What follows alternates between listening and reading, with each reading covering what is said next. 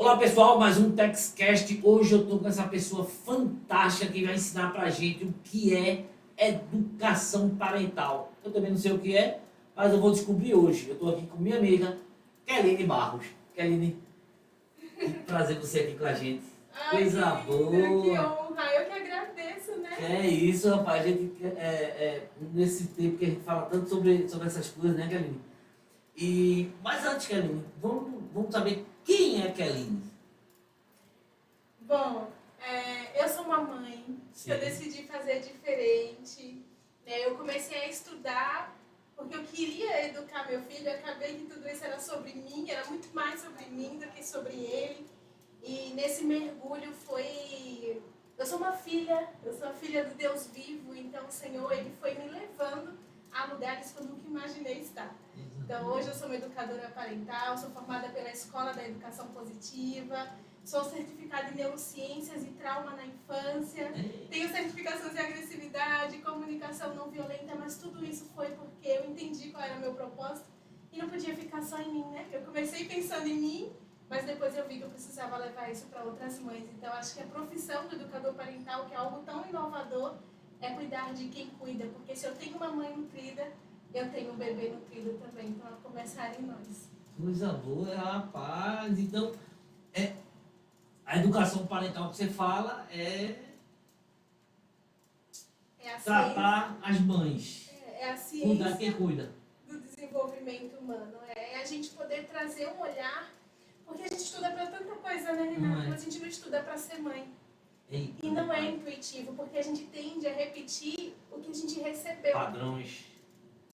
E aí, para poder quebrar esse ciclo de violência, de repetir aquilo que a gente recebeu, né, que é os castigos, palmada, gritos em nome da educação, eu precisava entender tudo isso, entender esse cérebro, o desenvolvimento dele, alinhar minhas expectativas sobre o meu filho e perceber que muito dessa história era minha, sobre a criança que fomos, né? E os nossos filhos, eles trazem esse convite mesmo, para a gente olhar para a gente. Então, quando a Bíblia fala, né, que filhos são um presente, de fato eles são. É um presente porque faz a gente olhar para um lugar que a gente nunca olhou. A gente costuma levar a vida no automático. E hoje eu olho para essas mães, eu olhei para mim, entendi a minha história e decidi que não, aqui a gente vai fazer diferente. E nessa jornada eu honro uma geração, né? E não só meus pais. Coisa boa, porque assim, a época da lapada, né? Eu tenho 53, né? Então a educação era uma cinta, né? A qualquer da menina era uma cinta. Não é apanhei tanto não, mas levei uma lapadinha boa, né? E eu também pensei o seguinte, eu disse, eu nunca vou bater no meu filho, nunca. E graças a Deus, eu estou com 22 anos, nunca precisei dar uma palmada, nunca precisei dar pisa, nunca precisei de nada disso. Claro que às vezes o cara fala um pouquinho mais, um tonzinho mais forte, né? Pra ele não achar que é dono do galinheiro, né? Quem manda no terreiro sou eu. Mas assim, graças a Deus, mas também pra menina é uma coisa diferente, tá? O menino nunca me deu trabalho, graças a Deus, nunca foi de me dar trabalho, não. Mas claro que tem tantas crianças que têm perfis diferentes. E pelo que você me fala aí, você falou aqui, cuidar da cuidadora, do cuidador, que faz todo sentido. Quando você cuida de quem cuida, né? Porque assim, você cuida do seu filho, mas quem cuida de você? Não é? Quem cuida de mim? E uma mãe sobrecarregada, ela não dá conta. Às vezes, quando como você falou, a gente até pensa e a gente até fala, eu não vou fazer diferente com meu filho, eu não vou bater, eu não vou fazer o que meus pais fizeram, mas diante de uma sociedade, muitas vezes, dessa pressão que a mãe recebe, né, dessa educação, porque é tudo colocado nas costas de uma mãe. E aí, uma mãe, muitas vezes, na realidade do nosso Brasil, o que a gente tem? Uma mãe solo, uma mãe que trabalha, uma mãe que cuida da casa, uma mãe que está tentando cuidar dela e dos filhos. Então, essa sobrecarga materna traz, sim, uma dor que muitas vezes as crianças vão passar despercebido. Então, a gente poder olhar para essa mãe, para a gente poder trazer esse olhar para a criança é essencial. E uma coisa que você fala, né, sobre a criança, existe mesmo essa ideia de que há crianças que necessitam e outras que não, que são os filhos bonzinhos. E eu costumo falar que esses filhos bonzinhos, eles têm que passar despercebido pelos seus pais, porque no final nós somos humanos. Sim. E todos nós sentimos. E muitas vezes uma criança ela não vai deixar de amar seus pais, ela deixa de amar ela mesma. Então é uma cara feia, um olhar mais duro. E quão pequeno nós somos, né? De achar que uma criança ela vai ser dona do mundo. Nós somos para ela uma referência, uma margem, um exemplo. E aí foi quando eu entendi que eu precisava aprender a lidar com as minhas emoções primeiro, para que o meu filho, que é uma criança que tende a passar, que é uma criança que eu sempre falo, né? A criança boazinha, se eu não tivesse estudado para ser mãe, eu não iria ver as necessidades reais do meu filho. Porque quando a criança ela traz esse convite através do comportamento que a gente estuda, e a gente sabe que comportamento ele é uma comunicação. Então, uma criança que está fazendo uma birra, que o que é uma birra? É uma intensa frustração. E ela não tem o cérebro, eu trouxe até meu cérebro aqui, né? Ela não tem o cérebro ainda, que essa parte é a parte mais lógica, ela não tem desenvolvido. Então, ela vai agir com o cérebro que ela tem, como ela sabe. Muitas vezes, uma birra, um comportamento desafiador, é de um cérebro que ainda não tem esse controle de impulso. E é uma oportunidade, eu sempre falo, olha, o filho, que eu consigo ver o comportamento, eu consigo ver para poder ajudar, para poder, a gente chama de regulação, né? De corregulação. O que é isso? Autorregulação é o teu poder de me acalmar. A gente é capaz de fazer isso. Nós somos o cérebro maduro dessa relação. Sim. Mas a minha criança, ela está aprendendo a lidar com tudo isso. Então, eu empresto meu cérebro maduro para ela. Esse processo se chama de corregulação. Eu vou emprestar a minha calma, eu vou guiar, eu vou ser a margem, eu vou ensinar. Né? Então, a gente não vai deixar a criança, porque ela nem tem o poder de ficar entregue a si mesma, se ela não vai aprender a lidar com tudo isso. Mas quando ela está manifestando esse comportamento, eu consigo ver e agir. E quando não? E quando, porque eu sempre falo, pior do que explodir é implodir. E quantos adultos a gente vê hoje implodindo, e aí vem as doenças autoimunes, as doenças, né, da depressão, a crise de ansiedade. Por quê? Porque eu pego todo esse lixo emocional e jogo pra dentro. Eu fui essa filha boazinha, né, que pra pertencer eu era aquela filha que minha mãe é exemplar. Mas quantos bloqueios eu fui descobrindo na vida adulta que só com a terapia a gente vai, Sim. nesse processo de autoconhecimento, vai trabalhando. E aí foi quando eu decidi, senão minha criança não vai passar despercebida, eu quero vê-la. E normalmente nos atendimentos os pais chegam assim, meu filho é desafiador. E quando eles têm 2, 3, eu falo, e aquele outro lá? Você já olhou para ele? Por que ele tá tão bonzinho assim? Para não te dar trabalho? Eles precisam dar trabalho. Porque a gente está aqui para isso. Esse é meu trabalho principal. Antes de qualquer coisa, é ser mãe. Exatamente. E quando você fala aqui que a mãe, ela carrega muita coisa, né? Porque pai é uma coisa. Pai olha, me tá chorando. Me tá chorando. Rapaz, esse menino aqui. Rapaz, que eu não posso trabalhar, tira ele aqui. Então a mãe, ele carrega a educação do filho, ela carrega o trabalho fora de casa, o trabalho dentro de casa, o cuidado com o marido, quando não tem, é menos um para trabalhar a vida dela. Mas estou falando sobre não casar não, tá? Porque é bom, quando o marido ele coopera, é bom demais, né? É uma coisa legal, né?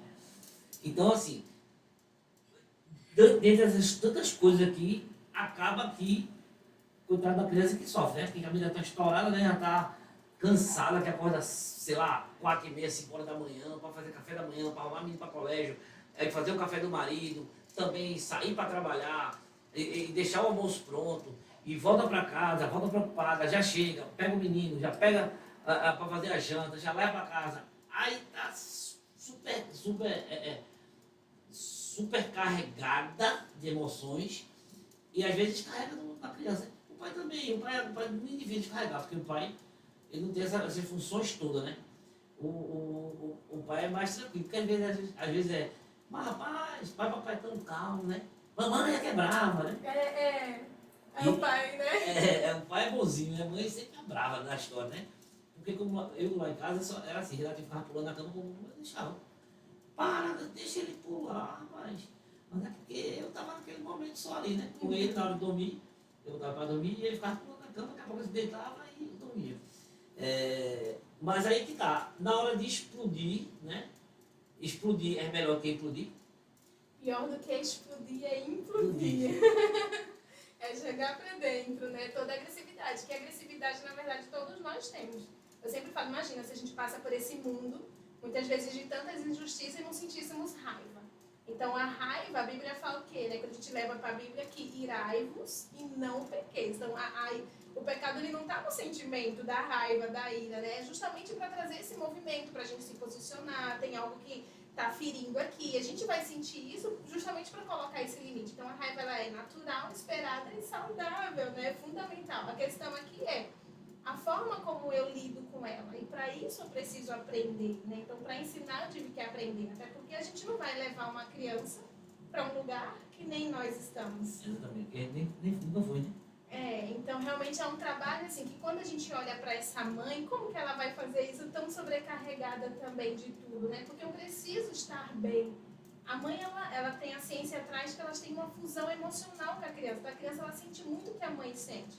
Por isso que muitos desses comportamentos é uma comunicação de um estado emocional de todo o ambiente. Por isso que o educador parental ele entra aqui para ajudar essa família a ajustar esse ambiente e cada um assumir essa responsabilidade, né? Tanto o homem, porque não se materna sozinha, a gente não tem como ser essa mãe que vai, isso eu aprendi também, Sim. né? Porque a gente tem muito aquela coisa de, não, vou dar conta, pode deixar que aqui não, e não é. A gente precisa ser humilde e dizer assim, eu não dou conta, amor, eu preciso de você aqui. Sabe, muitas vezes eu olhei para meu marido e disse assim, eu preciso de você aqui, né? Eu não tô bem não. Me salva. Me salva. E é sobre isso, né? E eu vejo o homem muito assim, num sistema da nossa criação mesmo. Então, por muitos anos foi assim. A mulher como cuidadora e o homem era o provedor. Só que hoje em dia mudou, porque a gente vê muitas mulheres sendo provedora também. Né? Solo. Isso. Ali, solo, né? Muitas vezes solo. E tá ali, o cara não dá nem a pensão, o cara nem... Pois. Porque às vezes o cara pensa que dá uma pensão, tá bom demais. Não é só pensão, né? Não é só aquilo ali. É muito mais. Você vê, às vezes, a criança, ela sofre muito com separação, né? Ela sofre muito até às vezes o ciúme que a filha tem de um pai que arrumou uma outra namorada, o filho da mãe que arrumou um namorado, e tudo aquilo ali vai... Que a turma dizer assim, não, criança está chorando para querendo chamar atenção. Não sei se continua sendo isso, né? Mas ali ele está realmente querendo mostrar alguma coisa, querendo falar alguma coisa. É isso. Olha, o primeiro meio de comunicação de um ser humano é o choro, né? Então o bebê ele não tem pudor em chorar. Ele chora se ele estiver com fome, ele chora se ele sentir frio. Então, assim, a necessidade humana que precisa ser atendida e ela vai ser comunicada através do choro. Então, quando você fala assim, aquela criança está chamando atenção, ela tá. Será que dá pra gente olhar para ela de verdade?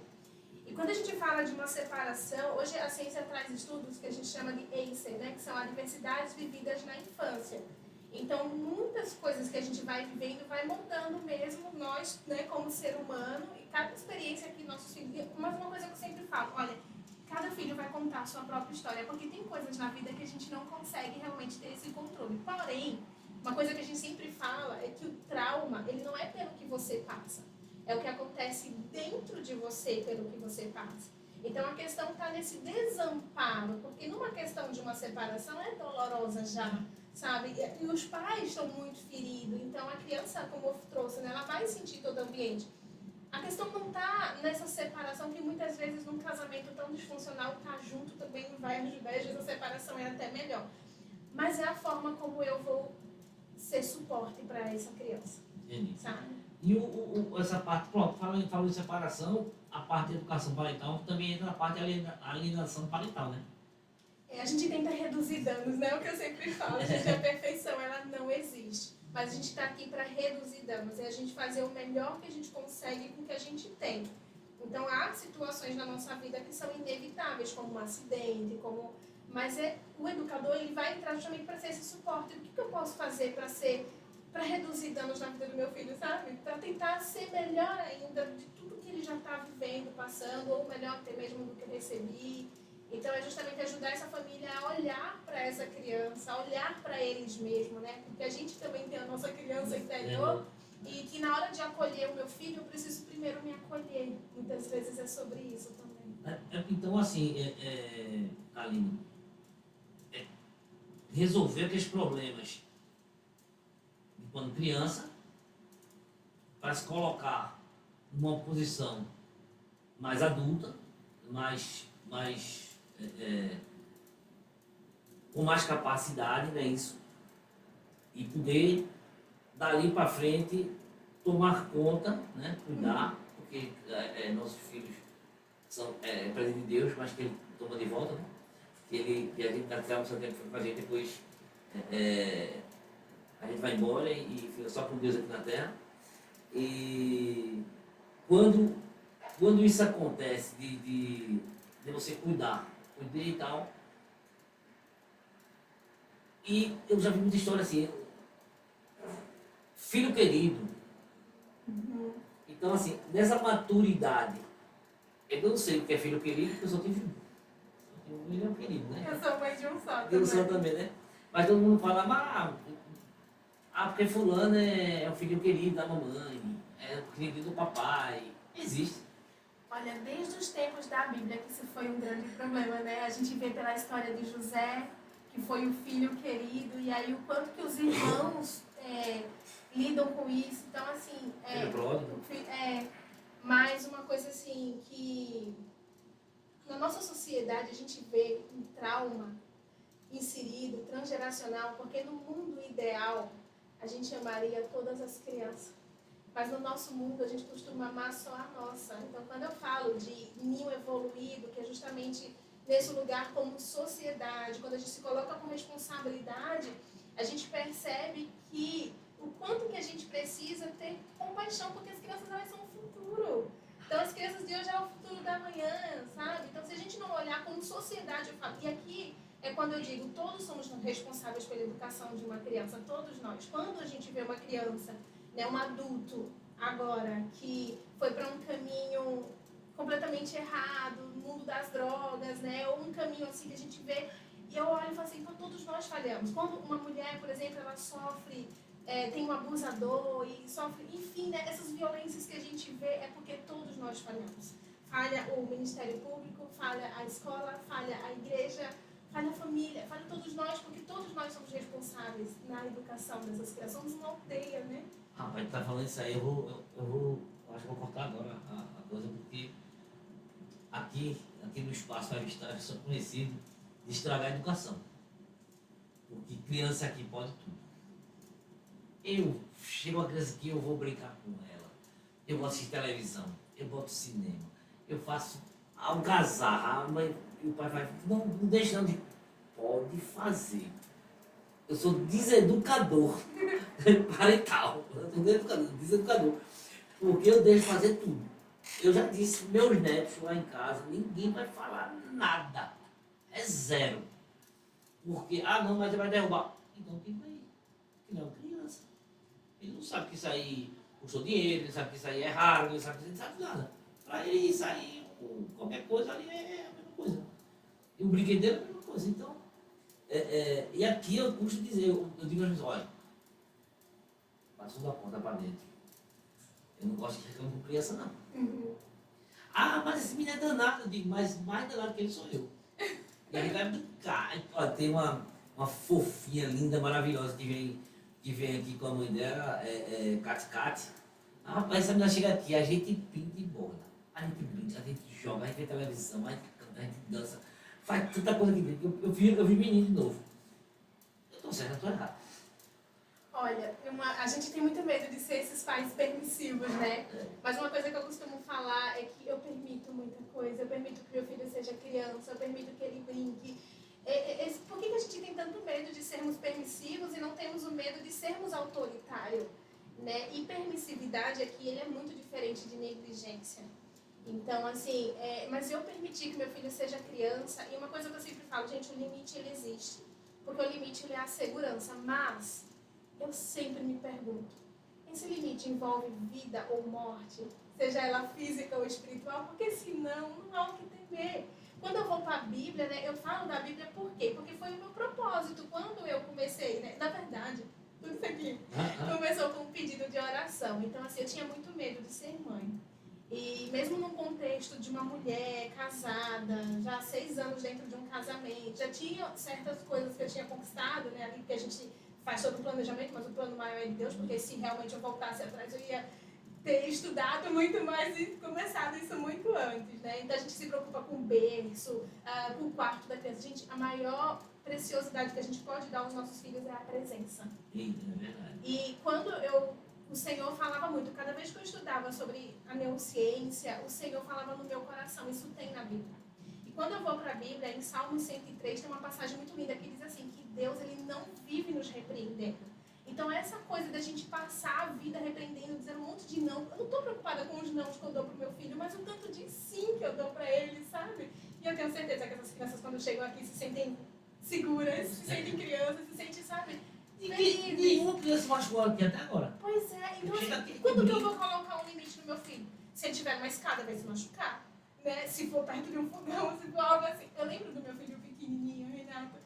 E eu nunca falava não, porque eu comecei a estudar, meu filho estava na barriga ainda, né? E eu lembro que dizia assim, a criança muito pequena, ela não entende o não, porque é muito complexo, abstrato para ela pegar esse verbo e negar essa frase. Então, se eu falo, não corre, ela vai entender, corre, porque eu pegar e negar é complicado. Então, eu entendi porque isso. corre vem depois, né? E aí eu entendi isso, eu quase não falava não para Janjão. Eu focava no que eu queria. Então, assim, por exemplo, filho, brincar com os brinquedos. Então, eu direcionava o que ganha foco, ganha força, né? Mas quando eu vinha dizer um não, ele já parava. Porque tem criança que fala assim, nem liga. Por quê? Porque o pai tá tão automático que ela já nem liga mais. Mas quando eu falava realmente não, ele dizia assim, parou, então realmente é perigo. E era de fato um perigo. Ele estava perto do fogão, ele estava, né, ia para um banheiro, ele podia se escorregar, se machucar, ou perto de uma escada. Mas fora isso, ele estava em total segurança comigo, sabe? É porque a gente tem que vigiar, né? Confia, mas vigia, né? Então, assim, se você está brincando ali, eu digo assim, não, mas esse menino é danado. Não, esse não é daquele que seja danado, aqui tem muita energia, é uma criança, tem energia. Ele dormiu aquela horinha ali, ele recarrega as baterias, ele ruim a criança parada. Que ali, pra mim, tá doente. Então, aquela criança tá parada ali, alguma coisa tá errada, porque criança tem energia. Você ficar parado, você cheio de energia parado, não tem como.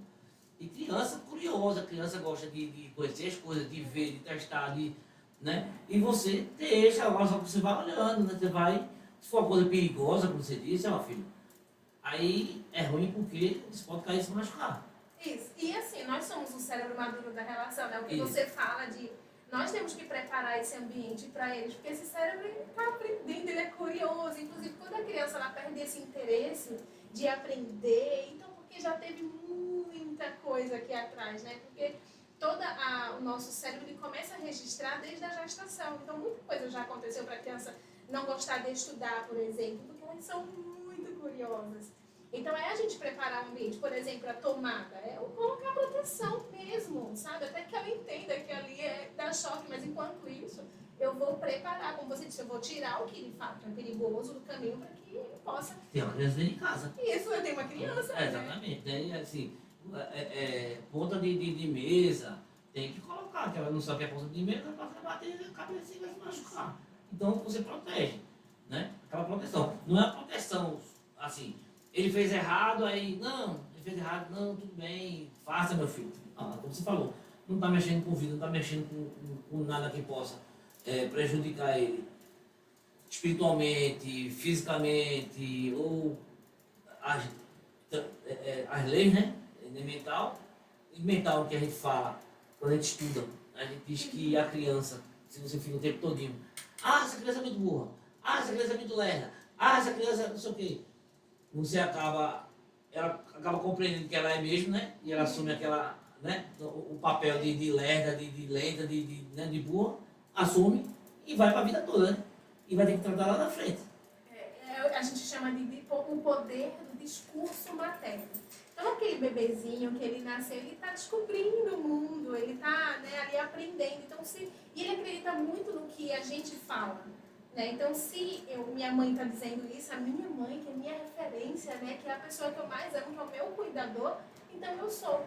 E aí ele tende a se comportar como dizem. Por quanto tempo, né? Eu mesma, assim, eu cresci, né? Ouvindo, essa menina não faz nada direito, essa menina é indecisa. E somente na terapia, nesse processo de autoconhecimento é vida. Eu fui entendendo que eu não era nada daquilo. Sabe, eu sou quem Deus diz que eu sou. Eu sempre falo sobre isso. Porque quem somos nós, né? Quando a gente estuda na educação positiva, a gente tem um estudo muito lindo que foi um dos estudos que eu mais amei me aprofundar, que foi sobre o desenho original do ser humano.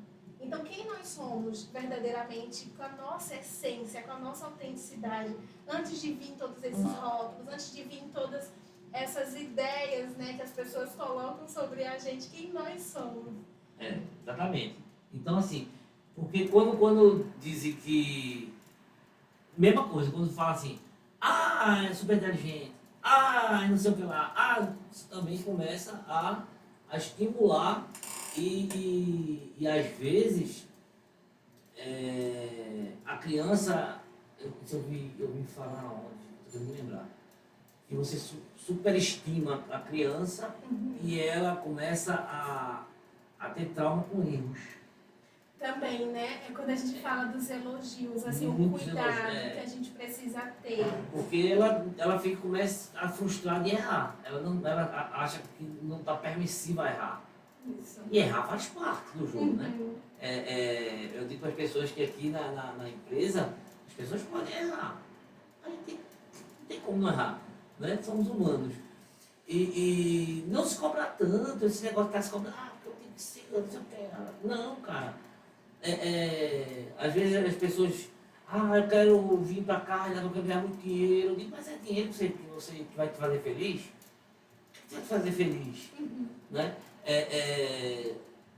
Eu pergunto, se você ganhar muito dinheiro, você vai fazer o quê? Vou dar uma vida melhor para minha família. Uma vida melhor está coberta. Você não se comprometer com nada. Você só disse que a vida é melhor. Mas o que é a vida melhor? Para você ou para sua família? Se teu filho não gosta, tua mulher não gosta, só tu que gosta para tua família? Não é, né? É muito engraçado, né, quando a gente fala dessa situação, desse contexto social, como educadora parental, quando a gente vai estudar essas adversidades vividas na infância, quando eu pego uma família, quando eu pego um caso, é muito engraçado, porque não tem classe. Todos nós temos algo que nos fere, sabe, na nossa criança, porque muitas vezes quando a gente está em busca disso, do financeiro, do dinheiro, achando que isso vai suprir, o que a gente vê hoje nas classes mais altas? Crianças sozinhas, crianças que buscavam tanto pela presença de um pai e de uma mãe, não tiveram. Quando a gente olha para uma classe mais vulnerável, né, que a gente chama de classe mais baixa financeiramente, muitas vezes as crianças lá têm a presença do pai e elas são até mais felizes. Né? Agora, o contexto é outro aqui, porque normalmente a preocupação desses pais são outras. Mas, de qualquer forma, quando a gente fala desse desenvolver do cérebro, o quanto que não tem, gente, nós somos humanos e estamos todos vulneráveis, sabe, nesse sentido. Então, se eu não buscar o conhecimento, e tem um detalhe, eu vou contar até a minha história, assim, né, porque quando eu entrei nesse mundo e comecei a estudar e a buscar um conhecimento, eu tive acesso a tudo isso com meu filho ainda na barriga. Mas quando chegou ali no auge dos 2 anos, né, porque é a primeira adolescência, alguns chamam até dos terríveis, mas eu falo, gente, são os maravilhosos Deus anos. Eu não sabia lidar. E aí meu filho fazia uma birra e eu ficava assim, meu Deus, e eu acabava explodindo. Muita gente fala assim, nossa, educador parental, a casa é perfeita. E não é, eu sou ser humano também. E muitas vezes eu não sabia, eu me perguntava, porque eu caía nesse lugar, como assim? Eu tenho tanto conhecimento, estou de novo falhando. E aí foi quando eu entendi que era algo que era meu, era gatilho meu, sabe? Eu tive que trabalhar isso em mim. Então, muitas vezes, os pais, eles vêm dessa infância difícil, aí acham que quando eu vou dar para o meu filho o que eu quero que o meu filho tenha o que eu não tive. Gente, eu quero que o meu filho seja melhor do que eu quero que ele chegue mais longe como ser humano, sabe? E a meta é reduzir danos, porque a perfeição ela não existe, mas não é de presente que os filhos precisam, é de presença. Mas como que eu vou ser presente quando eu estou preocupada sobre o alimento que ainda vai chegar na minha casa? Ou quando eu estou preocupada em trabalhar e faturar e as crianças continuam nesse lugar invisível. Então, o convite é olhar para essas infâncias, porque elas são o futuro. E você falando aí, eu estou aqui me lembrando, tem 2 coisas. A primeira, às vezes a mãe fala assim, poxa, ele gosta mais da babá que de mim. Mas ele passa tanto tempo com a babá, né? Então ele acaba gostando mais daquele não sabe, ele gosta da mãe, mas a mãe está ausente para a babá, ele vai gostar mais da babá. É a babá que toma conta, a babá que brinca, a babá que, né? Acaba cuidando, aí acaba ele gostando mais da babá realmente. Ele tem um sentimento pela babá muito forte. E ser permissivo por falta de tempo. Porque às vezes os pais querem recuperar a falta deles cobrindo todos os erros. Ah, a criança foi para a escola e xingou a professora. Aí a professora botou de castigo, aí a mãe vai lá e solta o verbo. Antigamente não. Antigamente se a gente falasse, xingasse a professora, chegava em casa e apanhava, né? Porque não pode, né? Você não pode. Mas ali você vê que por que ela xinga a professora? Porque não tem o acompanhamento materno paterno. E ali ela, frustrada, já com raiva, ela vai e solta o verbo. E depois que a mãe vai lá e protege, aí ela diz, então tudo que eu fizer de merda aqui, minha mãe vai ajudar. E continua fazendo. Mas para que você faz isso? Para cobrir a tua ausência. Né? Para dizer que você ama. Apesar de tu dizer, eu te amo, filho, mesmo que estou ausente, mas aconteceu isso aí, fui lá como mãe, protetora, e lhe defendi, não sei o quê. Eu acho que isso faz mal, não faz? Faz. Uma coisa assim que a gente sempre fala é que o autoritarismo e a permissividade, ela é o mesmo lado da moeda. Elas não são opostas, né? A gente acha que a permissividade é o oposto do autoritarismo. Não é. Ambos são violência. Ambos são violência. Porque quando eu não olho para essa criança com amor, com presença, né? Quando eu não estou realmente presente em desenvolver esse cérebrozinho, né? Em seguir essa margem, gente, é violência, porque esse cérebro, ele não tem ainda a maturidade para lidar com essas questões sozinho. Então, por exemplo, o cérebro da gente, ele desenvolve de baixo para cima. E a gente tem aqui no centro uma amígdala que a gente chama, a amígdala cerebral, né? Que é justamente onde está o nosso sensor, nosso radar. Então, se eu sinto que eu estou numa situação de perigo, eu vou reagir, ou lutando e fugindo, que é justamente a agressividade, ou desassociando e congelando. Então, essa parte lógica que a gente chama de córtex pré-frontal, fica bem aqui atrás da nossa testa, né? Ele não está desenvolvido. A gente até fala assim que os pais, eles são neuroarquitetos desse cérebro, porque a gente não nasce com essa parte desenvolvida, nós vamos desenvolvendo. E para isso eu preciso, é como um músculo, eu preciso usar. Então, se eu negligencio uma criança, por exemplo, que está tendo um comportamento ali desafiador para nós, né? Que é desafiador para nós não temos essa referência, então se torna desafiador. E eu negligencio ou eu simplesmente cedo, por isso que eu falo, acolher não é ceder. Então, se a minha criança está... Um exemplo bem prático, assim, para a gente poder entender, né? Vamos lá, uma cena clássica, no mercado... Meu filho quer um chocolate e eu falo não. Vocês acham que ele vai olhar e dizer, tudo bem, mamãe, você tem toda a razão, né? Então, não, ele vai abrir um berreiro, ele vai se jogar no chão. Por quê? Porque esse cérebrozinho se frustrou com esse não. E tá tudo bem, que a gente não precisa aceitar todo não da vida. Imagina, a vida me dando não e eu dizendo, beleza, Senhor, tá de boa. Não, a gente vai lutar, a gente vai correr atrás, a gente vai persistir. É tão bonito, né? Quando a gente vê um adulto superando os obstáculos da vida, e é sobre isso. Então, essa criança, ela não tem esse córtex pré-frontal, que é a área que é responsável pela tomada de decisão, pelo controle de impulso. Por isso que as pessoas falam, criança não mente. Isso. Não tem como ela ser manipuladora, porque até para manipular alguém, eu preciso ser intencional. E essa parte dessa intenção, ela não tem. O adulto, quando está fora de si, quando está tomando um negocinho, aí, quando ele bebe, ele faz isso, aquilo. Ele solta, porque aqui, essa parte aqui, ela é dona dos nossos, como é que se diz? Segurar os impulsos. É a barreira, é a que não deixa ir. Isso. Né? Aquela parte que você disse, vou fazer não. E quando a gente fala, por exemplo, né, que eu escuto muito, uma criança de 4 ou 5 anos manipuladora, não, ela está devolvendo o comportamento aprendido. Então, quem está manipulando ela aqui? Porque elas são um espelho nosso ali. Então, elas vão devolver aquilo ao pai. Então, é assim que a gente consegue as coisas? Entendi. E aí ela começa a fazer essa associação. Então, quando eu voltando, né, tenho essa cena no mercado, se eu finjo que não vejo, que é o que muitos pais, infelizmente, têm feito, ou se eu faço, tá bom, meu filho, toma esse chocolate. Opa. Gente, o que esse cérebro associou? Então é assim que eu consigo as coisas? Ok. E ele vai repetir isso. Se eu, voltando nessa mesma cena, calho a boca, dou um beliscão, bato, o que eu vou aprender? Opa, eu não posso sentir. Sentir é proibido. Isso que eu tô sentindo, eu sou um erro. E aí eu travo, e aí eu jogo o que? A implosão pra dentro. Né? E quantos adultos hoje são essas pessoas que com potencial enorme, que eu falo, gente, Deus te fez para ser cabeça. Nós somos mais que vencedores. E a gente está se comportando como se não fôssemos merecedores do melhor. Então, quantos adultos hoje acham, não é pra mim, eu não quero isso. Eu, quando comecei a estudar, Renata, eu não achei que eu fosse chegar aqui, sabe? Eu comecei assim, ninguém vai me ouvir, eu sou pequenininha, eu vou só estudar pro meu filho. Então, foi um encontro com Deus que ele disse assim, não, filho, o mundo precisa te ouvir. Por quê? Porque eu venho dessa educação de que, opa, não posso sentir. Agora, se... não chora. Pois é, agora, se eu olho pro meu filho, porque aqui nessa mesma cena clássica, vamos falar agora de uma educação consciente na prática.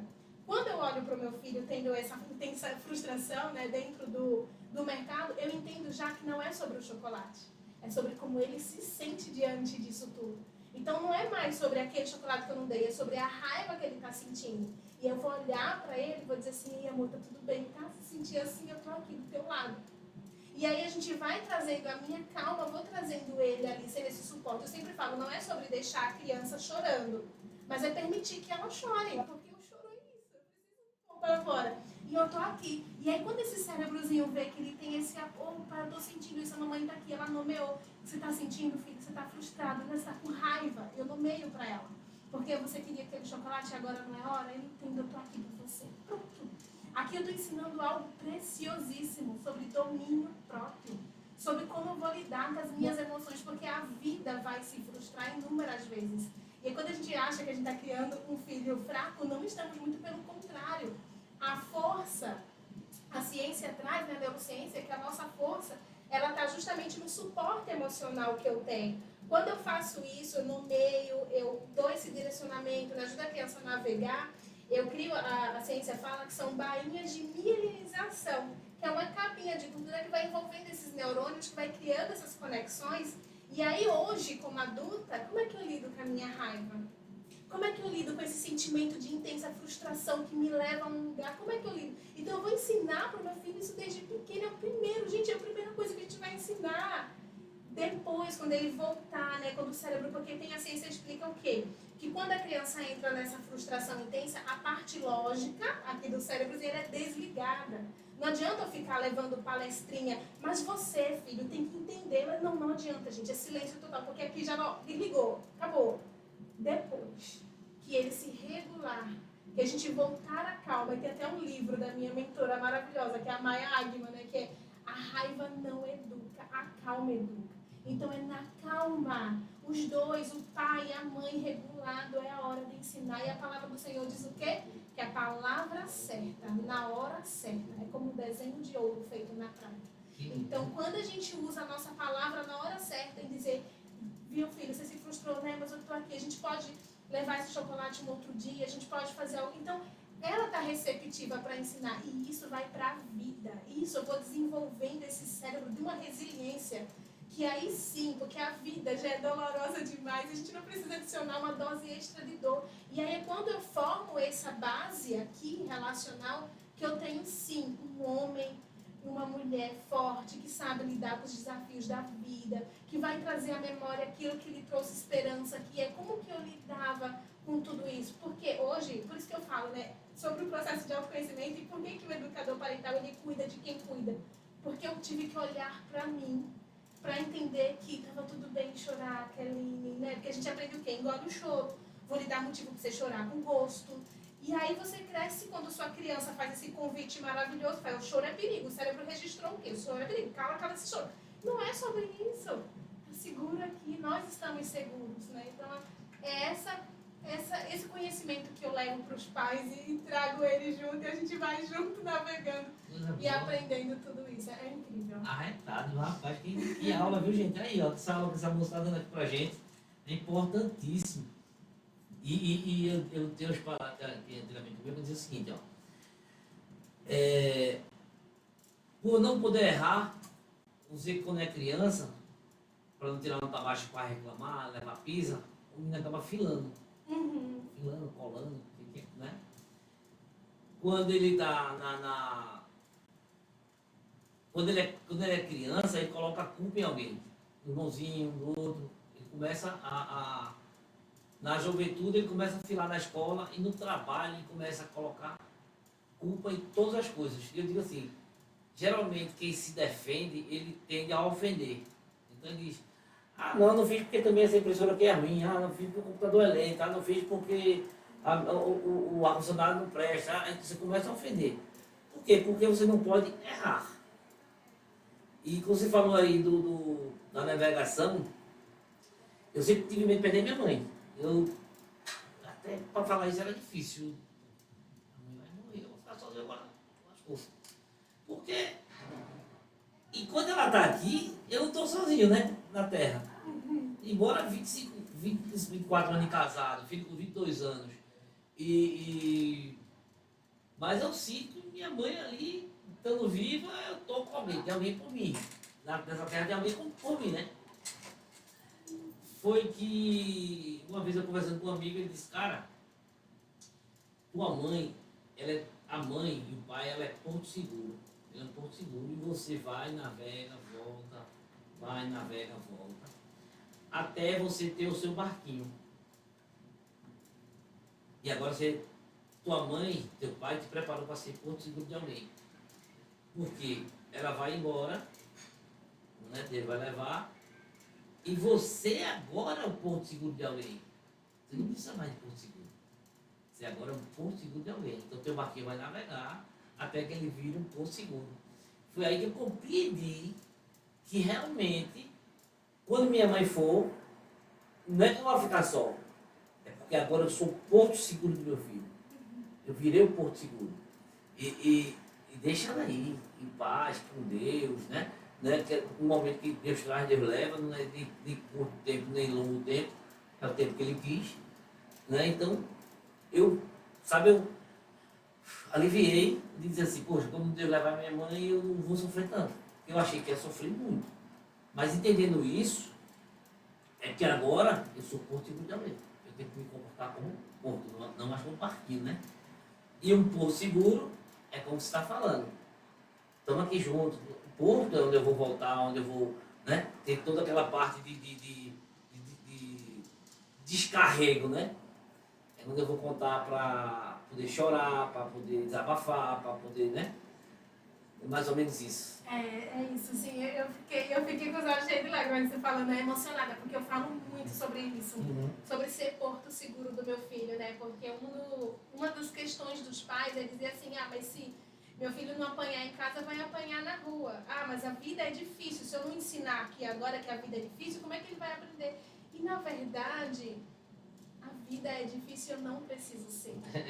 Né? Então, assim, os nossos filhos, e meu filho, eu sempre falo, ele vai encarar muita coisa mesmo da vida, mas que eu seja esse porto seguro, que ele tenha um lugar para voltar, repousar, recarregar as energias e ir.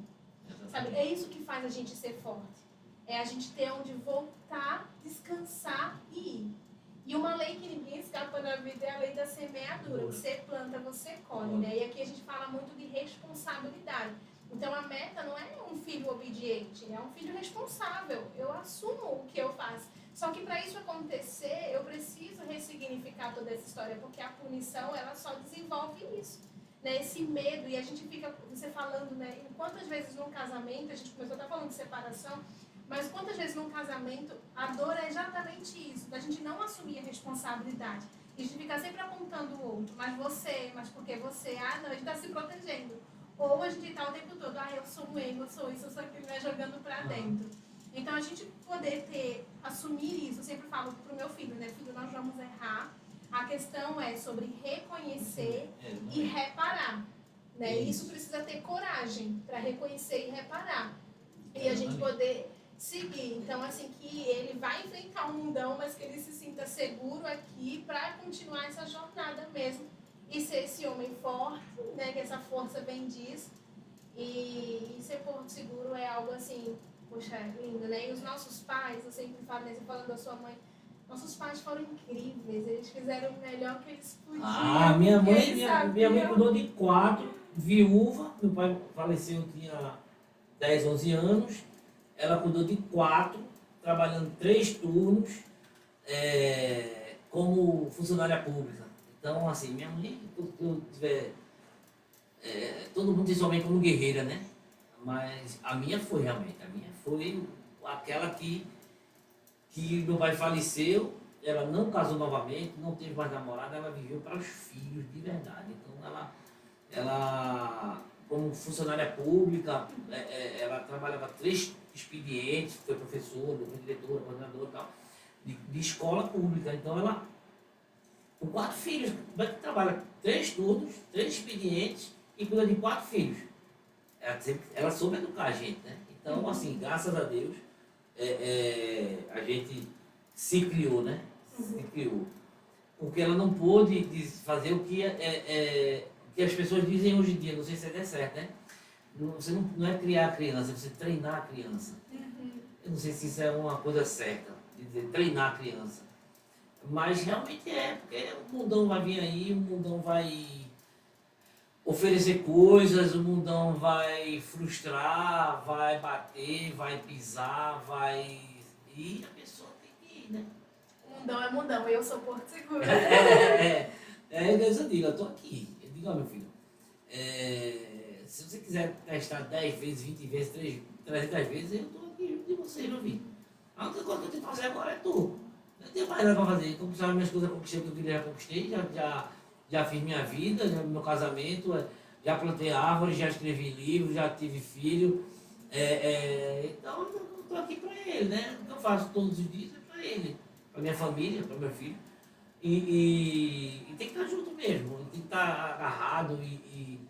Eu fazia prova de tambor no Pará, em outros estados, prova de tambor de Alto Cavalo. E tinha um evento lá que era todo dia 8 a 10 de dezembro. Meu filho faz aniversário dia 10 de dezembro. Então, todas as vezes que eu não estava presente no dia do aniversário dele, que eu estava lá, ele ficava me matando. Tanto é que eu disse, não, quero não. Desisti de sair para essas provas de fora, esses eventos de fora, porque aquilo estava me matando de verdade. Aquilo estava, sabe, toda vez que eu leva assim, aí pedi pro locutor, mandar parabéns para ele, pelo telefone, ele falava, tal, não sei o quê, mas isso ali estava me matando, eu sabia que estava matando. E não estar com ele, você comemora depois, eu comemoro antes. Não, cara, e aí eu ficava, sabe, aí eu disse, não, desisti, porque, como eu disse, eu sempre quis ser pai. Eu sempre quis ser pai e Deus é incrível comigo, porque eu não era um menino assim, de namorar sério, né? Eu gostava muito das aventuras. Mas eu queria ter meu filho até 30 anos eu queria ter meu filho. 30 anos, sabe? Eu encontrei minha idade, 30 anos eu queria ter meu filho. Deus é tão bom comigo que a minha esposa hoje estudou comigo, depois a gente se reencontrou. E aos 28 a gente começou a namorar. Aos 26 a gente começou a namorar. 28 a gente casou. Ela engravidou e aos 30 anos, certinho, eu fui pai. Então, assim, eu não tenho nem que pedir a Deus de não. Se Deus for me cobrar, tá horrível. Disse, agora, Renato, eu vou cobrar tudo que tu me pediu e eu dei. Aí, ixi, Maria, pronto, lascou. Porque muita coisa. Então, assim, e eu sempre disse, não vou bater. Não vou bater no meu filho, porque não é batendo que se resolve, né? Não é espancando que você bate numa pessoa que você ama. E quando eu nunca compreendi isso. Mas é corretivo, tá certo, eu sempre respeitei minha mãe, né? As pessoas que bateram, porque repetiram uma ação que foi lá atrás, o avô deu no pai, na mãe, e o pai e a mãe deu porque... Mas se você pensar assim, tu não gostava de apanhar. Não, e assim, é muito louco, né, quando você traz tudo isso, porque é muito fácil a gente amar um filho quando ele está sendo bonzinho, né? Difícil é amá-lo quando ele nos desafia, quando eles estão sendo a sua pior versão. Então, assim, e o amor, ele constrange. Quando eu olho para a Bíblia, a palavra do Senhor diz em 1 Pedro 4,8 que tem um amor fraternal com os outros, porque o amor, ele cobre uma multidão de pecados. Então, eu acredito que é o amor, que o amor, ele constrange. Então, amar um filho bonzinho é fácil, mas é quando ele menos merecer que ele mais precisa do seu amor. E que ali, vê, e você tem paciência com o filho dos outros, né? Pois é, né? A gente tem aquela história de que, não, os outros eu não bato. Eu venho dessa geração, né? Eu às vezes eu questionava, mas ela, mãe, não, ela, minha filha, ela não é minha filha, você é minha filha, você eu resolvo. Mas é muito engraçado, porque a gente acha que os nossos filhos merecem menos do que os outros. A gente não bate no filho dos outros, mas bate no nosso. Não faz sentido. E uma coisa que você falou, duas coisas que você falou, né, que eu achei lindo.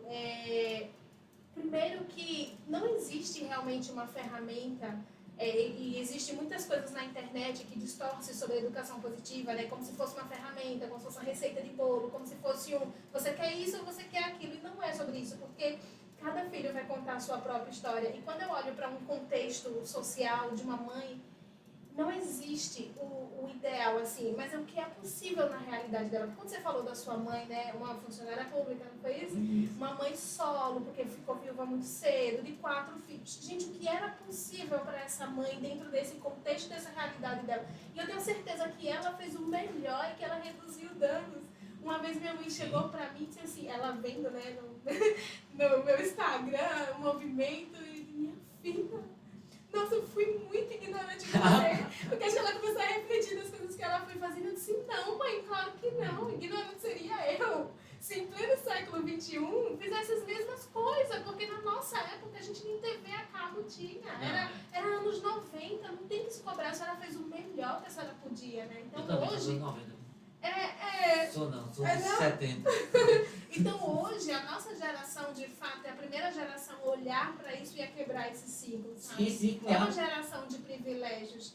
E cada geração conta a sua história também, porque a minha avó, ela estava tentando fazer os filhos sobreviverem, porque na época dela a mortalidade infantil era muito alta. A minha mãe, a meta dela era esses filhos precisam se formar, porque na época dela o analfabetismo era muito alto. E hoje a nossa meta é educação emocional, gente, porque assim, tá uma febre de pessoas com, né, um boom de diagnóstico, um boom de crises de ansiedade, depressão. Então assim, a minha meta é fortalecer esse emocional. E quando eu falo disso, eu lembro também sobre a prosperidade de um homem, né? Que a gente cria nossos filhos, a gente imagina o quê? Eles cresçam e sejam um homem próspero. Então, prosperidade para mim é inteligência emocional, intelectual e espiritual. Se alguma delas falhar, não tem prosperidade. Porque um homem que, ainda que ele seja emocionalmente saudável, eu consiga desenvolver isso no meu filho, como lidar com as suas emoções. Intelectualmente, um homem também extremamente inteligente, porque a ciência mostra, né, nesse desenvolvimento, uma criança que ela é tratada com respeito, ela tende a ter um aprendizado muito melhor. Mas um homem sem Deus, ele não é nada. Então eu preciso desses 3 pilares na vida dele para que de fato ele se torne esse homem próspero. E essa é a nossa meta, né? Essa é a minha meta hoje como mãe na vida do meu filho. E só uma coisa que você falou, que isso é um sentimento muito nosso, de mães, né? Que quando você fala assim, que no aniversário do seu filho, esse compromisso que tinha, né? E essa angústia que você sentia no coração, inúmeras vezes a gente como pai e mãe, a gente vai sentindo isso. Essa culpa de não estar presente no aniversário, essa culpa de ter que trabalhar muitas vezes. E eu sempre falo, gente, a culpa, ela é nossa amiga. Porque eu falo até assim, é o Espírito Santo nos mostrando que, de fato, a gente precisava tomar uma decisão como você tomou. Mas que nenhuma condenação há.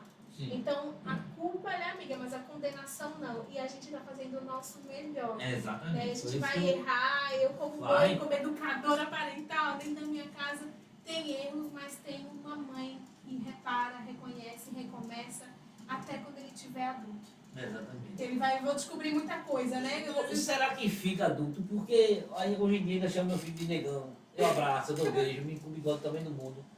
Eu não sei lá, eu não sei se ele vai crescer, se ele cresceu, se ele vai crescer.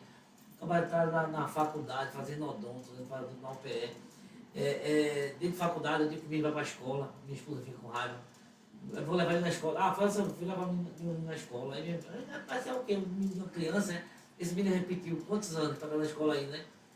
E parece que ele não cresce, parece que não cresceu. Para mim, ele, claro, eu sinto saudade daquela época, aquele pequenininho, mas para mim ainda, eu acho que, não sei se cresceu, se não cresceu, mas eu olho assim, cara, tá lá aquele grandão, assim, já com barba, mais barba que eu, um bigodão, tá agora usando um bigodão lá. E eu fico olhando assim, e sai de noite, eu digo, meu Deus do céu. Ai, Fico gente, nossos preocupado. filhos, né? Eu sou mãe de uma criança ainda de 6 anos. Você falando, eu tô me vendo no futuro. Você quer, meu filho homem. Às vezes eu paro e fico assim, meu Deus do céu, meu filho homem, como será que ele vai ficar, né? E eu fico na Adulto? sala esperando chegar, sabe? Aí eu É. escuto ele botando a senha na porta pra entrar, sabe? Aí ele abre a porta e olha, aí eu fico todo mundo. Né? Aí ele passa, eu dou uma quebradinha no pescocinho e digo, graças a Deus. Né? Agora, se eu te perguntar, tu falou aqui, inteligência emocional, é o que mais? Intelectual Intelectual, e espiritual. achei massa esse, espiritual, achei arretado isso aqui. É. Isso aqui é a chave de tudo, né? É a chave, porque ainda que eu desenvolva o emocional e o intelectual, sem Deus eu não sou nada. Nada. Muitas vezes, dentro de uma igreja, a gente vai ver homens de Deus, então um espiritual alimentado, um homem inteligente, mas muitas vezes são pastores feridos emocionalmente, que ainda não sabem como lidar e guiar suas ovelhas, principalmente as crianças. Então existe ainda muita violência em nome de Deus com as crianças, com os jovens. Né? Então, quando eu levo o Criar com Jesus mesmo, né, que eu falo que é com ele, não é comigo, eu só sou um instrumento, eu levo para que a gente possa olhar, porque quando a igreja, muitas delas, né, prega ainda que a vara é para bater. Então, assim, tem um versículo em Provérbios, né, que fala: a vara e a disciplina dão sabedoria, mas a criança entregue a si mesma envergonha a sua mãe. E muitas vezes essa interpretação ela é pregada que essa vara é para bater, e não é. No original hebraico, essa palavra é shebet, que se refere ao bastão que os pastores utilizavam para guiar as ovelhas. Também, porque o hebraico ele tinha vários significados na época, né? Porque a palavra, o dicionário é bem menor que o nosso, e a gente tem palavras no português, uma palavra com vários significados dependendo do contexto da frase. Mas ela também significa autoridade. Então, se refere ao cetro de um rei, que era sinal de autoridade. Então, aqui é um convite para a gente ser autoridade na vida dos nossos filhos. Essa autoridade digna de ser imitada, como Jesus foi. Então, quando eu trouxe o exemplo, né, do supermercado, quando eu sou essa margem, esse guia, como dentro da minha casa, diante de inúmeras situações, eu entendo e hoje eu sei lidar com a minha raiva, sei colocar ela num lugar seguro, né, sem explodir ou implodir. Então, isso é ensinado para o meu filho, isso é mostrado como exemplo. Então, ser autoridade é isso, e a vara significava isso, sobre guiar, sobre ser autoridade. A gente vê essa palavra shebet também em Salmos 23, 4, né, que diz: a tua vara e teu cajado me consolam. Eu estava lembrando isso aqui agora, o Senhor meu pastor lá me falar. Ou seja, o Senhor, tu me proteges e me diriges. E essa é a nossa missão na vida dos nossos filhos, proteger e dirigir. Então a Bíblia ela quer dizer isso. Então, se eu não desenvolvo esse emocional, muitos pastores vão continuar replicando, porque foi também o que eles receberam. Exatamente. E a gente tende a vara, né? Se a pessoa tirar até onde é a havaiana de madeira. Já viu? A havaiana de pau. De pau, assim, Porque a mãe não erra na havaiana nem a pau, né? Você pode correr, ela deixa você correr e joga, pá, pega na criança. Mas quando a gente fala assim, o animal em si, ele não gosta de apanhar, né? Qualquer ser.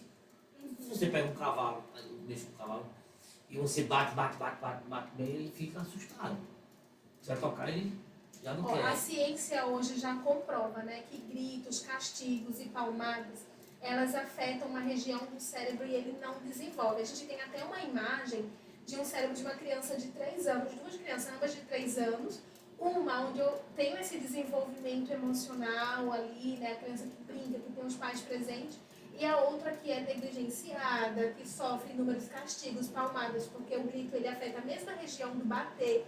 E aí quando eu, por exemplo, né, até trouxe o exemplo do cérebro, quando esse cérebrozinho tá com essa amígdala acionada, né, onde ele vai demonstrar através do comportamento, e eu bato, na verdade, eu bloqueio, porque eu não ensino, eu não desenvolvo essa emoção. E aí, como esse cérebro ele é um músculo, o que acontece? O músculo que não é trabalhado não cresce. E aí eu tenho uma deficiência nessa parte intelectual e esse cérebro não cresce. E aí, muitas vezes a gente fala assim, não, apanhei, não morri, cheguei aonde? Qual é a sua meta? Porque, como eu falei, eu quero que o meu filho chegue muito mais longe onde eu cheguei. A meta não é que ele tenha o que eu não tive, mas que ele seja. E hoje tem muitos filhos de Deus, por exemplo, que estão se comportando como se fosse cauda e se colocando num lugar muito inferior. E eu sempre falo, gente, o problema não está na maldade do mundo, está no silêncio dos bois. Porque vocês que são avós, nós somos avós, nós precisamos mostrar e falar. E a gente está se calando por quê? Porque a gente tem medo. Medo de quê? Medo de errar. Porque o erro remete à punição. Exatamente. Isso. Exatamente. Karine, minha filha, eu ia com você até há muito tempo. A conversa é muito boa, muito inteligente. Gente, segue essa mulher, que ela é fantástica. Eu estou falando como educadora parental, estou falando como ser inteligente. Vai lá, troca ideia com ela. Você é muito inteligente, conversa muito bacana aqui. Você deu aula de como criar, de como treinar, de como se comportar. Que eu acho que a partir do momento que você está bem em casa, você vai estar bem profissionalmente, você vai estar voando no que você faz, né? E, Karine, como é que te acha? @criar com Jesus. Esse é meu Instagram, super fácil. Criar com Jesus. É com ele, eu sou só um instrumento aqui. Então, gente, não perde tempo não. Vai lá, entra, vai lá no Instagram dela, Criar com Jesus. Troca uma ideia com ela, marca uma sessão. Você está se aperreando com os meninos, com os filhos. Vai lá, troca essa ideia com ela. Você só tem a ganhar, a perder nada. Obrigada. Obrigado demais, viu? Que massa, viu? E vamos ter mais vezes, tá certo? Combinado. Pessoal, esse foi mais um TexCast. Valeu!